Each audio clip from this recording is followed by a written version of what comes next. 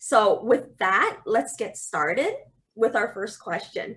We're going to work a little bit from present to back. So very recently in the news, there is absolutely no doubt that COVID has fueled the sentiments of Asian hate and racism. Just last week, Toronto lawyer Kareem Assad invited controversial anti-masker Chris Sky to a live interview in the courtyard of Chinatown Center. Friends of Chinatown, which is a grassroots organization that seeks to support and amplify the voices of the Chinatown community, argued against the event being held in Chinatown and warned friends and neighbors to stay away for their own safety. Sure enough, the night of the event, there was a clash among protesters, police were called, and there were reports of minor injuries among bystanders, including Asian elderly who live in the neighborhood. Not only East Asians, but Southeast Asians, South Asians have all been targeted for violence and aggression. Would you please speak a bit on the current climate and Asian racism? Ryan, why don't you start? Sure. Yeah, I can kick it off. I guess you started off by mentioning, Kareem Assad, and the quite frankly the debacle that occurred in the Chinatown Center. I can't really speak to Kareema's intentions, but from my mind, it was unequivocally a mistake to invite Chris Sky, for a debate or, really just kind of a public spectacle is really from how I see it. I want to be clear. I totally understand trying to engage and persuade people with different ideologies. In fact, I really encourage it. I do think opening up conversations is important.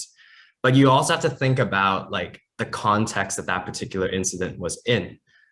First of all, I think it was, rather arrogant to think that this kind of public debate would result in anything other than kind of like a social media storm with sound bites and just images and videos and grabs, just short grabs, and just basically they're just trying to make fools of each other, right? So there's no situation where Chris Sky comes away and it's like, oh yeah, I am a racist.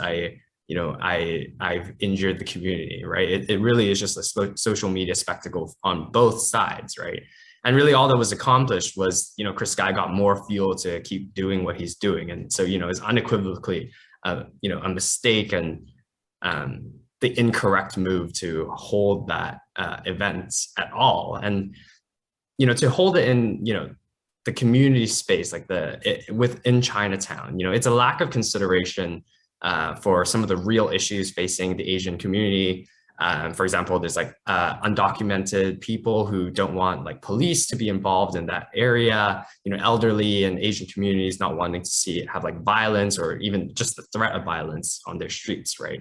As to the Friends of Chinatown, I really do think they do some phenomenal work. They're really a very good grassroots organization. They certainly had the right intentions there. But I do think that this incident kind of shows the need for more resources and training for these groups to basically know how to handle these situations and really avoid the kinds of incidents that took place. So, I'll speak quickly about the current climate. I can share a few statistics on, anti-Asian racism. Since 2020, we have over 1,500 self-reported incidents of anti-Asian racism, with more incidents reported per capita than in the US. 1 in 4 of these incidents involve physical assaults. Women are disproportionately affected, and most of these incidents actually occurred in public spaces. There's also issues of joblessness. Racialized communities are actually statistically, they suffer disproportionately from unemployment. So South Asians, for example, are 9.1 percentage points above the Canadian unemployment rate. Chinese people are 8.4 percentage points above. And fast forward to January 2021, the unemployment rate for Southeast Asians jumped to 20.1%. So incredibly high numbers. One last thing, like I said, I do a lot of work on online hate and social media. We're currently in the beta testing for a Twitter artificial intelligence tool. to date, we've detected over 2,000 hateful tweets that are racist. They have been like double checked by human eyes. We've detected over 5,000 potential issues, 2,000 being ultimately like making the, the human, meeting the human threshold for like racist tweets that aim to like dehumanize people of Chinese or Asian descent or blaming them on the COVID-19 pandemic. So we do see that like to date, social media is like a breeding ground for the next generation of racists and racist content. Thank you. Thank you very much for that. Lyndi, Elene, do you want to jump in there? Sure. Yeah, I mean, I think Ryan covered it really, really well. And even, the stats about on Twitter, like that's mind blowing and also not surprising at the same time, sadly. Yeah, it just, I think the other piece of that is with the current climate, the impact on communities, on individuals around like psychological, mental health, psychological impacts. So, living in fear, because even if an individual hasn't been attacked or impacted directly themselves with racism, especially within the last year, the reports of the increased attacks that really impacts a community and the fear and anxiety that exists in the community.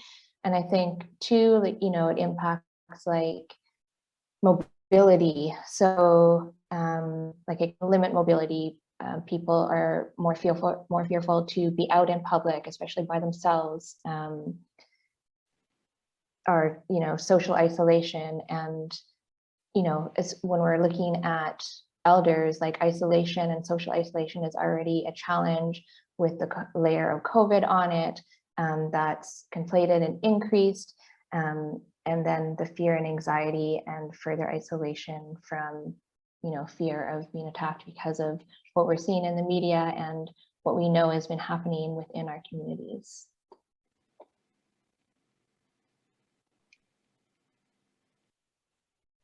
Yeah, I think I want to start with really appreciate what the Friends of Chinatown have been doing.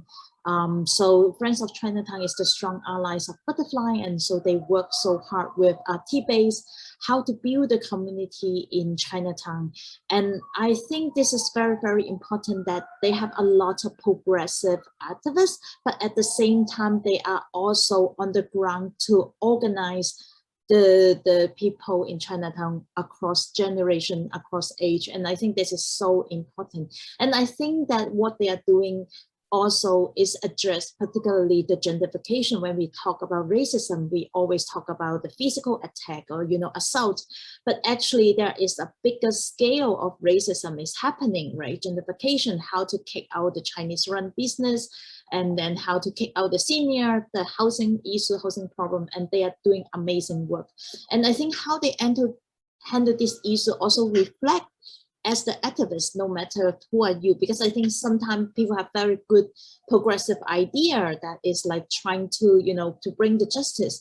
But if they are not on the ground, if they are not connect with the real people, they don't know how people being affected. Because racism, we know that how people actually affect so differently, right? So, and this is same as some politician or some of the activists, they are for some case, particularly a Butterfly. I'm from Butterfly working with Asian and migrant sex worker. Sometimes we also need to be careful so that we advocate with the community. But sometimes drawing attention is like you bring more attention, and bringing your enemy to your place actually get more attack. So for example, some people may raise the concern about police abuse, but then if you do not really support the community, the police will abuse more. Is exactly what happened. You bring in the people, hurt the community to be here. So, and I think that's why it's so important to work with the community. That how they're being attacked and affected. And I think I really appreciate what Friends of Chinatown have been doing. Use social media to tell people what happened, and also that it should not they should not create an unsafe space for the community, but also at the same time they keep like pushing anti-racism, social justice, and also they do a lot of amazing groundwork. So, yeah. I actually found that really interesting, that point that you brought up. Basically, by advocating, you're almost inviting more detractors at the same time. And back to Ryan's point about social media, as well as what Elene had just said, people are louder now, especially after a year and a half, 2 years of existing mostly online, and most of communication is online. People are louder and bolder on social media. And there seems to be more of mob mentality, almost, you could say, on social media, and not necessarily informed mentality either. Like, could you speak a little bit about that as well? Yeah, I think, you know, at some point, this is going to be a little bit controversial, but at some point, you know, we as a society really has to decide, like, where is the line that we draw, where we say, like, this content is, like, not okay, right? So, you know, like, you know, we even see, like, you know, the president of the US is going back and forth on this issue. You know, one moment he's like, social media has led to people dying, and then the next is like, oh wait, but like not like social media, like the people who write on social media. So it goes to show, like, you know, the power of these companies, and, like, you know, the influence that they have on our society, that even the president feels like the pressure to, you know, not tread those lines, right? But at some point, we're going to have these hard conversations. Like, we know for a fact that a lot of, you know, racists and racist content is generated by 20 to 30-year-olds, right? So these are like young people who are almost certainly radicalized online, right? And, you know, and to some extent, like right now, social media is like the Wild West. Like, these social media companies say they have, oh, this protection, that protection, we have like a public policy, and yet we see that there's so much hateful content, right? And, you know, like misinformation. So, like, certainly there must be a line that we say, you know, regulation needs to happen, something needs to be done to, like, stop these kinds of narratives from being promoted. I think also too, and Ryan, you spoke a bit to this around, like, you know, the importance of dialogue. And, you know, as we normally, like, for the most part, it's really the majority of the time, dialogue doesn't happen very healthily through social media. And it becomes just kind of, yeah, like mob mentality, and very damaging. And there's not a space for healthy dialogue. And so I think it's also, you know, it is the people who are building that culture, like having those conversations. And then I think it also has to be people and community that, you know, fight to have these conversations, fight to create spaces for dialogue, that aren't, you know, just a social media kind of like a social media blow up of just, yeah, like, yeah, screen grabs and that sort of thing. And that there needs to be spaces like this for continued dialogue, and especially as things start to open up, like more spaces in person for dialogue. And just for, even, it doesn't even have to be dialogue about a specific issue, but it's just relationship building. It's just building understanding between people. Because I think the danger of social media, as positive as it can be in a lot of ways, for spreading information very quickly, I think it can also be very polarizing as well. And then we get in this vacuum of folks that have the same opinions as us. And so it makes it harder to then connect with and have that pathway of dialogue with people who have differing perspectives or ideologies. Yeah, and I think as Ryan and Lyndi said, like, social media is so powerful. I think it's like the knife two sides, right? What, on the one hand, we see the dangers, but as marginalized community, so like many sex worker voices is not able to listen by the mainstream social media. So this is a very important platform for the sex worker to self-organize themselves and also get the allyship. And I think this is also so powerful. And we always have the huge concern when there is asking for more censor, more control, then who are the people who make decision is often, you know, the people have power, people have resources, so that like to make particularly message being seen as desirable and being listened. So, and I think that how, as Lyndi said, how to create a community, how to, you know, create diverse message, and how to build different diversity of the community through social media, and how we support that. And I think that is so important. And we see, so particularly Butterfly, how we do organizing social media is something very, very important. We can reach out the people not only in Toronto, but also in different city and also in different country. But at the same time, there is also, as you say, a lot of misinformation there, but that is something how we need to keep working on. But I really see this is a very important platform, particularly for those marginalized voice cannot listen by the mainstream media. Mm-hmm.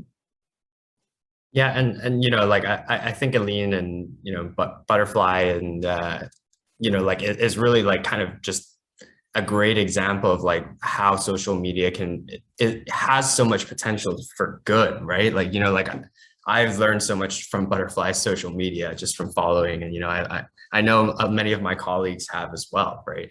I honestly think that the solution is nowhere near as complicated as people think. You know, like it just comes down to like regulation, a little bit of like, you know, just kind of like the problem is over the years, social media has kind of gone astray because they've found out, you know, at first it was like good intentions, connecting people, you know, sharing cool content. And as time went on, it became like a money-making machine.